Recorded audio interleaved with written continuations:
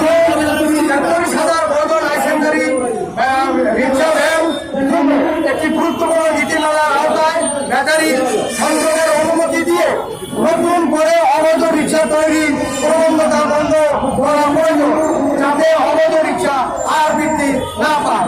এইভাবে অবৈধ ব্যাটারি চালিত রিক্সা বৃদ্ধি পেতে থাকলে একসময় শহর চলাচলের অনুমতি হয়ে পড়বে। অবৈধ রিক্সা ব্যাটারি চালিত রিক্সা উচ্ছেদ করে প্রত্যাহার করে ধারাবাহিক অভিযান পরিচালনা করতে হবে, যাতে সমস্ত রিক্সা সম্পূর্ণ নিয়ন্ত্রণে আনা হয়।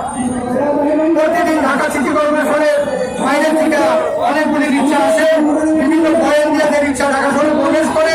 সেই পয়েন্টে মোবিল কোর্টের মাধ্যমে নিয়ন্ত্রণ করতে হবে, যাতে আসা ঢাকা শহরকে দমদাম করতে না পারে। উক্ত দাবিতে সিটি কর্পোরেশনের মোটর নাম্বার ব্যাটারি চালিত রিক্সা ভ্যানের অনুমতি দিয়ে 4/4/2026 তারিখে একটি স্মারকলিপি পেশ করা হয়। স্মারক নম্বর 1637।